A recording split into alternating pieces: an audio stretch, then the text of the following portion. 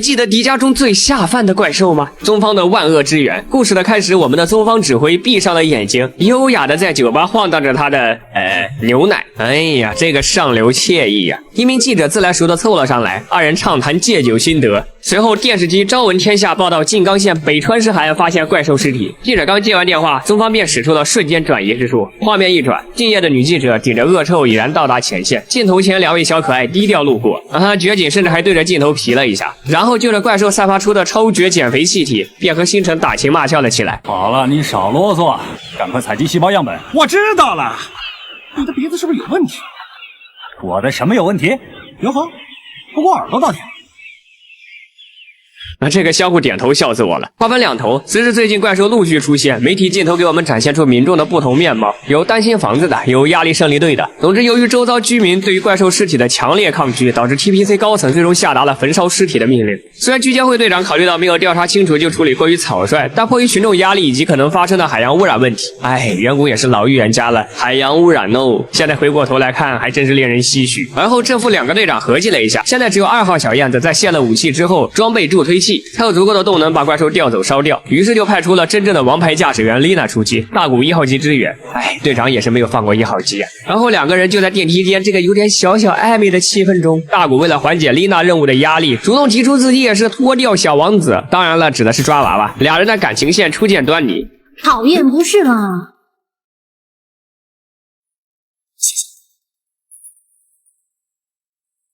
友情提示：如果没有大古的这张脸，一般人不建议这么尝试。另一边，丽娜驾驶着2号小燕子准备大展身手，在宗方的指挥下，一次相当真实的脱掉行动展开了。接下来，请在吃饭的观众酌情观看，因为场面过于真实下饭。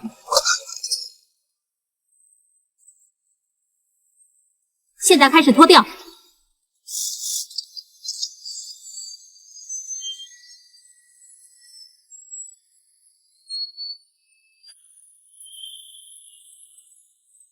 奇怪，怎么了？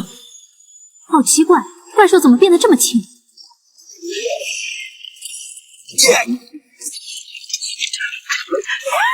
不出意外的出意外了，而且更让人意外的是，什么？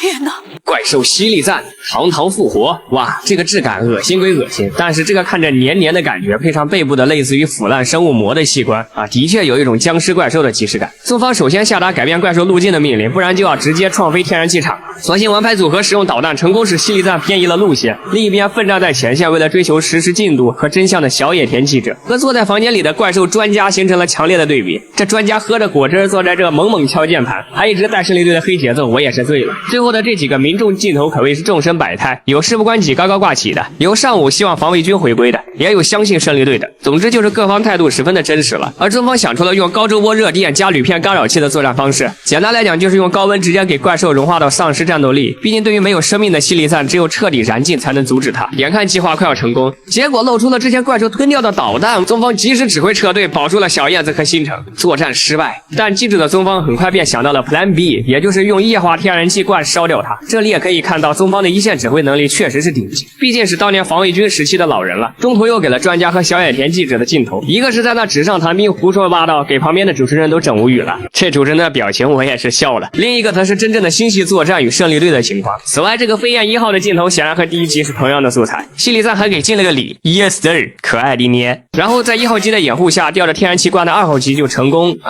出事了，绳子被怪兽给叼了。于是乎，丽娜便与大古交换了位置。这是大古第一次等身变身，这个神光棒光一展开，并且随着粒子特效慢慢幻化成胸甲的创意真的是神了。于是迪迦触发了被动变身，令身边的人暂时遗忘大古。然而这怪兽纯大胃王，把天然气罐吃下去了。而在我们观众体验了一会儿怪兽视角被迪迦狠狠殴打之后呢，迪迦一个不小心一脚扎进了怪兽肚子里，又被犀利赞口气大攻击。咦，这头和脚我看都不能要了。而随着犀利赞的反击，他甚至要给迪迦吞进肚子里，迪迦也被整急眼了，直接翻了分技能表之后2下推开。最后大古回忆起了怪兽的弱点与习惯，灵光一闪，一个再配利奥，果然贪吃的犀利赞直接照单全收，然后就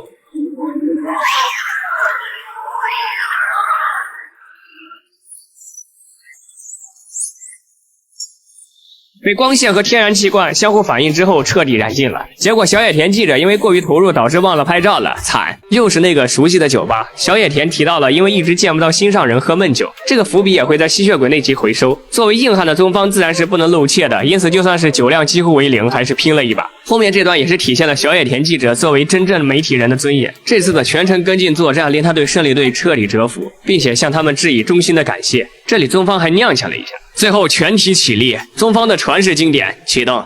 其实宗方根本不会喝酒。回顾第5集《怪兽出没的日子》，可以看到这几集编剧都在用尽全力的向观众表达一个态度，那就是拿出新时代奥特曼叙事内容多元化的崭新姿态。可以说目前每一集都是以不同的角度讲述那个时代社会的种种问题，而这集显然将主视角放在了相当接地气的媒体与平民。而在镜头前的民生百态以及3个不同媒体人的风格更是有着强烈的讽刺，尽职尽责，坚持报道，从普通记者差点变为战地记者的女记者，始终追求真相与现实的小野田，纸上谈兵瞎带节奏的怪兽专家，甚至是迫于舆论压力草率处理怪兽的 TPC 高层。可以说这集从不同的角度将怪兽出没的这些日子里各色人们的态度都描绘了出来。但不论怎样，值得庆幸的是，依然会有像小野田这样正直勇敢的记者，依然有胜利队这样用尽全力保护我们值得尊敬的一线战士，向他们致以崇高的敬意。最后这里是郭子的迪迦全集回顾与思考，点赞关注，我们下期再见喽。